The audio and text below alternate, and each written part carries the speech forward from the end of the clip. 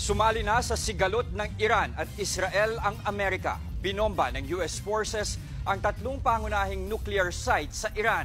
Nasa frontline ng balitang yan, si Rainiel Pawid. Binalot ng makapal na usok ang lungsod ng Natanz sa Iran matapos ang surpresang airstrike. Ang gumawa niyan ang militar ng Amerika. Tatlong pangunahing nuclear sites ng Iran ang pinilay ng US forces. Kabilang na ang Fordow nuclear program. Ang aksyong yang kinumpirma ni US President Donald Trump. Pinadala raw nila ang B-2 bombers. Git niya success ang military operation na tuluyang na-wipe out ang mga nuclear site roon. Tinawag din niyang bully ng Middle East ang Iran. Our objective was the destruction of Iran's nuclear enrichment capacity and a stop to the nuclear threat posed by the world's #1 state sponsor of terror. Iran, the bully of the Middle East, must now make peace.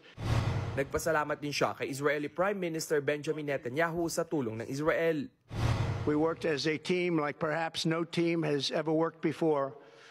And we've gone a long way to erasing this horrible threat to Israel.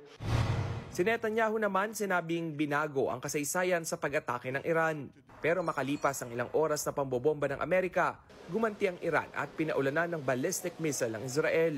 Nagpadala na rin sila ng sulat sa United Nations para kondenahin ang pambobomba ng Amerika. Bukod dyan, iginiit din ng kanilang gobyerno na magwi-withdraw na ang Iran sa Nuclear Non-Proliferation Treaty. Kasunduan ito na naglalayong pigilan ang pagkalat ng nuclear weapon at pagtataguyod ng mapayapang paggamit ng nuclear energy. Naka-heightened alert naman na ang mga pulis sa Amerika matapos ang ginawang pag-atake. Matatanda ang nagbanta ang Iran sa Amerika na kapag sumali sa sigalot ay gaganti ang Iran. June 13 ang unang bombahin ng Israel ang nuclear sites ng Iran dahil banta raw ito sa kanilang seguridad. Nagbabalita mula sa frontline, Rainiel Pawid, News 5.